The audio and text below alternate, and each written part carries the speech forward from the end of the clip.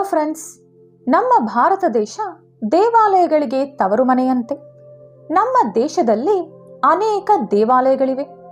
ನಮ್ಮ ದೇಶದಲ್ಲಿ ಅದ್ಭುತವಾದ ಆರ್ಕಿಟೆಕ್ಚರ್ ಹೊಂದಿರುವ ಎಷ್ಟೋ ಆಲಯಗಳಿವೆ. ಪರಮೇಶ್ವರನಿಗೆ ಸಂಬಂಧಿಸಿರುವ ದೇವಾಲಯಗಳು ನಮ್ಮ ದೇಶದಲ್ಲಿ ತುಂಬಾನೇ ಇದೆ. ಇಂದಿನ ನಮ್ಮ ವಿಡಿಯೋದಲ್ಲಿ ಶಿವನ ಆಲಯದ ಕೆಳಗೆ ಬಚ್ಚಿಟ್ಟುಕೊಂಡಿರುವ ಒಂದು ರಹಸ್ಯ ನಗರದ ಬಗ್ಗೆ ತಿಳಿಯೋಣ. ಈ ವಿಷಯದ ಬಗ್ಗೆ ಇದುವರೆಗೂ ಕನಿಷ್ಠ ಪಕ್ಷ ನೀವು ಕೇಳಿರುವ ಸಾಧ್ಯತೆ ಕೂಡ ಇಲ್ಲ.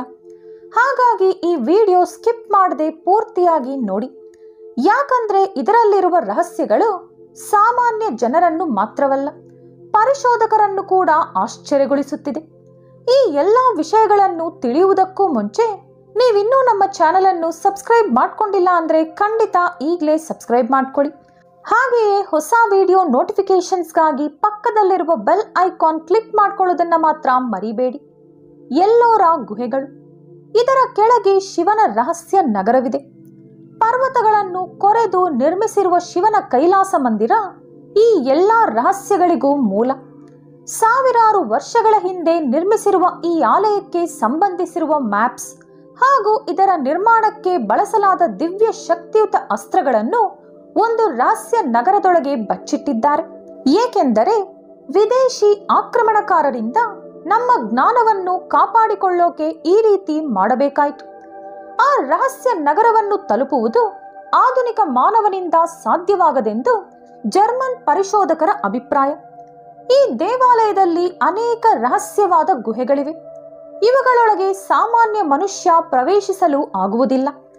ಕೈಲಾಸ ಮಂದಿರದಲ್ಲಿರುವ ಒಂದು ಸುರಂಗದ ಮೂಲಕ ಪ್ರಯಾಣಿಸಿದಾಗ ಈ ರಹಸ್ಯ ನಗರವನ್ನು ನಾವು ತಲುಪಬಹುದು.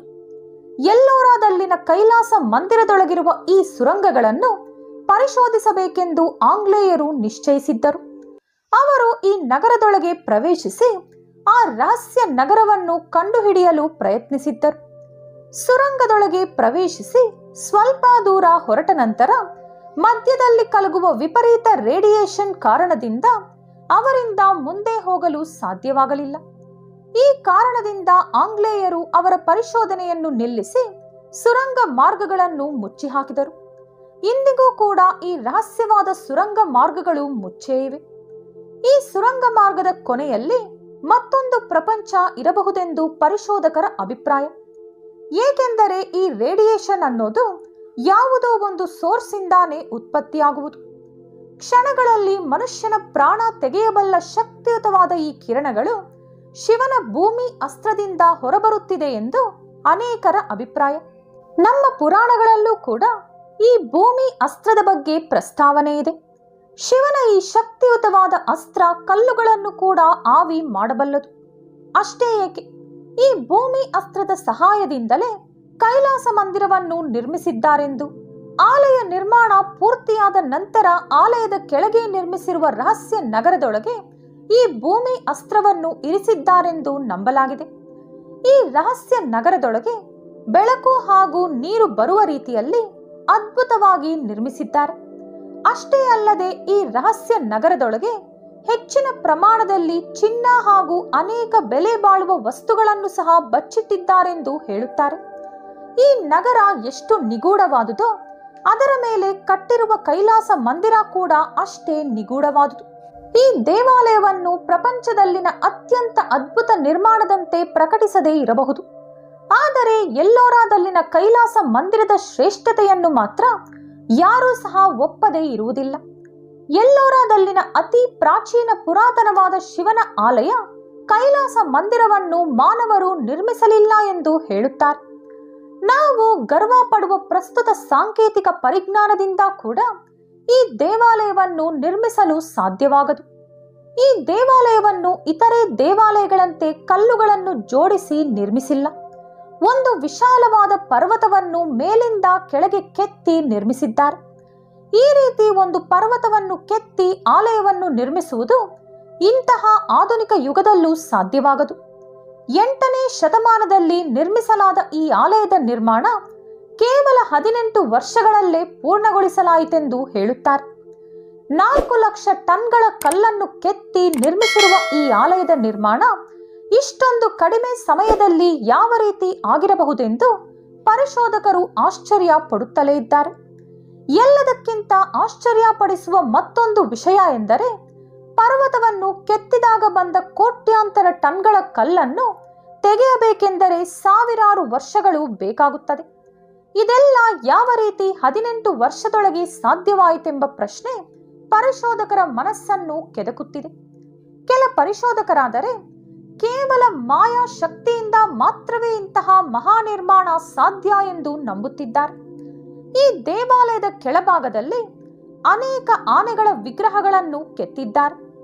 ಈ ದೇವಾಲಯದೊಳಗೆ 100ಕ್ಕೂ ಹೆಚ್ಚು ಪ್ಯಾನೆಲ್ಗಳು ನಿರ್ಮಿಸಲಾಗಿದೆ. ಇವುಗಳ ಮೇಲೆ ಮಹಾವಿಷ್ಣುವಿನ ವಿವಿಧ ರೂಪಗಳು ಹಾಗೂ ಮಹಾಭಾರತದ ಅನೇಕ ಸನ್ನಿವೇಶಗಳನ್ನು ಚಿತ್ರಿಸಿದ್ದಾರೆ. ಭಾರತದಲ್ಲಿನ ಅನೇಕ ದೇವಾಲಯಗಳಲ್ಲಿ ಸಂಸ್ಕೃತ ಭಾಷೆ ಅಧಿಕವಾಗಿ ಕಾಣಿಸುತ್ತದೆ. ಆದರೆ ಶಿವನ ಈ ಕೈಲಾಸ ಮಂದಿರದ ಗೋಡೆಗಳ ಮೇಲೆ ಮಾತ್ರ ಅನೇಕ ಭಾಷೆಗಳಿವೆ. ಆದರೆ ಅದನ್ನು ಯಾವ ಪರಿಶೋಧಕನಿಂದಲೂ ಓದಲು ಸಾಧ್ಯವಾಗುತ್ತಿಲ್ಲ. ಈ ಆಲಯದಲ್ಲಿ ಮಳೆಯ ನೀರನ್ನು ಉಪಯೋಗಿಸುವ ರೈನ್ ಹಾರ್ವೆಸ್ಟಿಂಗ್ ಸಿಸ್ಟಮ್ ಹಾಗೂ ನೀರನ್ನು ಹೊರಗೆ ತೆಗೆಯಲು ಕೊಳಾಯಿಗಳು, ಸುಂದರವಾಗಿ ಕೆತ್ತಲಾಗಿರುವ ಸ್ತಂಭಗಳು, ಅಲಂಕರಿಸಲಾದ ಮೇಲ್ಛಾವಣಿ ಹಾಗೂ ರಹಸ್ಯವಾದ ಭೂಗರ್ಭ ಮಾರ್ಗದಂತವುಗಳನ್ನು ಕೇವಲ ಕಲ್ಲಿನಿಂದಲೇ ನಿರ್ಮಿಸಿದ್ದಾರೆ. ಈ ದೇವಾಲಯ ತುಂಬಾ ವಿಶಾಲವಾದುದು. ಇದೇ ಕಾರಣದಿಂದಲೇ ಒಂದು ಭವನದಿಂದ ಮತ್ತೊಂದು ಭವನದೊಳಗೆ ಪ್ರಯಾಣಿಸುವುದಕ್ಕಾಗಿ ಅನೇಕ ಸೇತುವೆಗಳನ್ನು ನಿರ್ಮಿಸಿದ್ದಾರೆ. ವಿಶಾಲವಾದ ಬಾಲ್ಕನಿಗಳು ಕೂಡ ಈ ಆಲಯದಲ್ಲಿದೆ.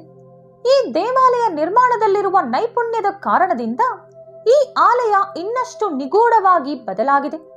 ಎಂತಹ ಟೆಕ್ನಾಲಜಿ ಇಲ್ಲದಿರುವ ಪ್ರಾಚೀನ ಕಾಲದಲ್ಲಿ ಒಂದು ಪರ್ವತವನ್ನು ಮೇಲಿಂದ ಕೆಳಗೆ ಕೆತ್ತುತ್ತಾ ಭಾರೀ ಗಾತ್ರದ ದೇವಾಲಯ, ಸ್ತಂಭಗಳು, ವಿಗ್ರಹಗಳು, ಭವನಗಳಂತಹ ಅನೇಕ ನಿರ್ಮಾಣಗಳನ್ನು ಯಾವ ರೀತಿ ಕೆತ್ತಿದ್ದಾರೆ ಎಂಬ ಪ್ರಶ್ನೆಗೆ ಇಂದಿಗೂ ಉತ್ತರ ಸಿಗುತ್ತಿಲ್ಲ.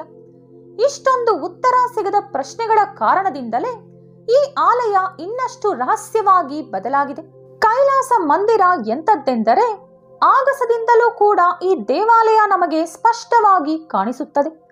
ಈ ಮಂದಿರದ ಸುತ್ತಮುತ್ತ 34 ದೇವಾಲಯಗಳಿದ್ದರೂ ಅದ್ಯಾವುದೂ ನಮಗೆ ಆಗಸದಿಂದ ಕಾಣಿಸುವುದಿಲ್ಲ. ಕೈಲಾಸ ಮಂದಿರದಲ್ಲಿ ಅತಿ ದೊಡ್ಡ ಶಿವಲಿಂಗವಿದೆ. ಈ ಆಲಯ ಪ್ರಪಂಚದಲ್ಲೇ ಅತಿ ದೊಡ್ಡ ಒಂಟಿ ಕಲ್ಲಿನ ವಿಗ್ರಹದಂತೆ ಕೂಡ ಪ್ರಸಿದ್ಧಿ ಪಡೆದಿದೆ. ಈ ಆಲಯ ಸರಿಯಾಗಿ ಪರಮೇಶ್ವರನ ಕೈಲಾಸ ಗಿರಿಯಂತೆ ನಿರ್ಮಿಸಲಾಗಿದೆ. ನಿಪುಣರ ಅಭಿಪ್ರಾಯದ ಪ್ರಕಾರ ಅವರು ಈ ಆಲಯವನ್ನು ಆಳವಾಗಿ ಪರಿಶೀಲಿಸಿದಾಗ ಈ ಆಲಯದ ಪ್ರಾರಂಭದಲ್ಲಿ ಅಂದ್ರೆ ಎಂಟ್ರನ್ಸ್ ನಲ್ಲಿ ಕೈಲಾಸ ಪರ್ವತದಂತೆ ಕಾಣಿಸುವ ಒಂದು ರೀತಿಯಾದ ಬಿಳಿಯ ಪ್ಲಾಸ್ಟರ್ನಿಂದ ಮುಚ್ಚಿದ್ದಾರೆಂದು ತಿಳಿದುಕೊಂಡಿದ್ದಾರೆ. ಈ ಆಲಯವನ್ನು ಕೈಲಾಸ ಮಂದಿರ ಎಂದು ಕರೆಯುತ್ತಾರೆ. ಯಾವ ವ್ಯಕ್ತಿ ಹಿಮಾಲಯವನ್ನು ಹತ್ತಲು ಸಾಧ್ಯವಾಗುವುದಿಲ್ಲವೋ ಆ ವ್ಯಕ್ತಿ ಇಲ್ಲಿ ಬಂದು ಶಿವನನ್ನು ಆರಾಧಿಸಿದರೆ ಅದೇ ಪುಣ್ಯ ಪಡೆಯಬಹುದಂತೆ. ಆಲಯದ ಎತ್ತರ 90 ಅಡಿ. ಈ ಆಲಯದ ಪ್ರಾಂಗಣದಲ್ಲಿ ಅನೇಕ ವಿಗ್ರಹಗಳಿವೆ.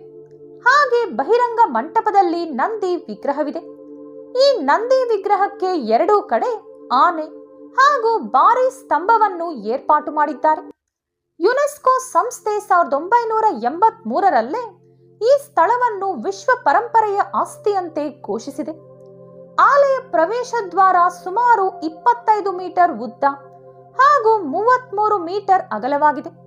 ನೀವು ಪ್ರವೇಶಿಸಿದ ಕೂಡಲೇ ಭಾರತದ ಪ್ರಧಾನ ಇತಿಹಾಸ ರಚಯಿತರಾದ ವೇದವ್ಯಾಸರು ಹಾಗೂ ವಾಲ್ಮೀಕಿ ಮಹರ್ಷಿಗಳ ವಿಗ್ರಹಗಳು ಕಾಣಿಸುತ್ತವೆ.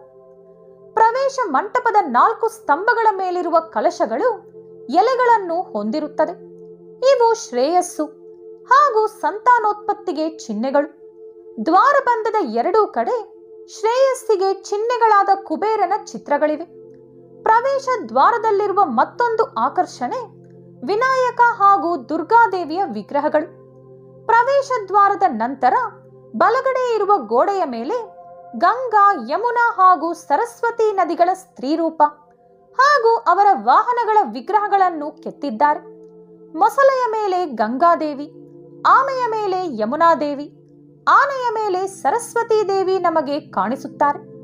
ಇವು ನಮಗೆ ಸ್ವಚ್ಛತೆ, ಸಮರ್ಪಣೆ ಹಾಗೂ ಜ್ಞಾನವನ್ನು ಸೂಚಿಸುತ್ತದೆ. ಆಲಯ ದೃಢತ್ವದ ಬಗ್ಗೆ ಹೇಳಬೇಕೆಂದರೆ ಮುಘಲ್ ಪಾಲಕ ಔರಂಗಜೇಬ್ 1682ರಲ್ಲಿ ಈ ಆಲಯವನ್ನು ಧ್ವಂಸಗೊಳಿಸುವಂತೆ ಆದೇಶ ನೀಡಿದ್ದ. ಆ ಕೆಲಸಕ್ಕಾಗಿ ಸಾವಿರಾರು ಸೈನಿಕರನ್ನು ಕೂಡ ನೇಮಿಸಿದ್ದ. ಅನೇಕ ವರ್ಷಗಳ ಕಾಲ ಪ್ರಯತ್ನಿಸಿದರೂ ಈ ಆಲಯದ ಚಿಕ್ಕ ಭಾಗವನ್ನು ಕೂಡ ಅವನಿಂದ ಏನೂ ಮಾಡಲು ಸಾಧ್ಯವಾಗಲಿಲ್ಲ. ಕೊನೆಗೆ ಸೋಲನ್ನು ಒಪ್ಪಿಕೊಂಡು ಈ ಆಲಯ ಧ್ವಂಸಗೊಳಿಸುವ ಆಲೋಚನೆಯಿಂದ ಹೊರಬಂದ.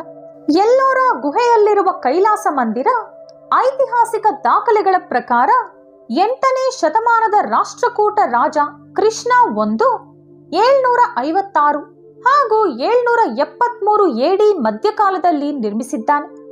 ಮಹಾರಾಷ್ಟ್ರದ ಔರಂಗಾಬಾದ್ ನಗರಕ್ಕೆ 30 ಕಿಲೋಮೀಟರ್ ದೂರವಿರುವ ಎಲ್ಲೋರಾದಲ್ಲಿ ಈ ದೇವಾಲಯವಿದೆ. ಸಾಧ್ಯವಾದರೆ ನೀವೊಮ್ಮೆ ನೋಡಿ ಬನ್ನಿ.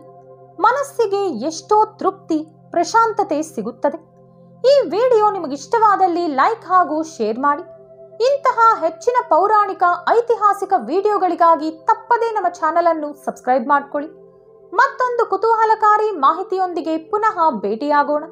ಧನ್ಯವಾದಗಳು.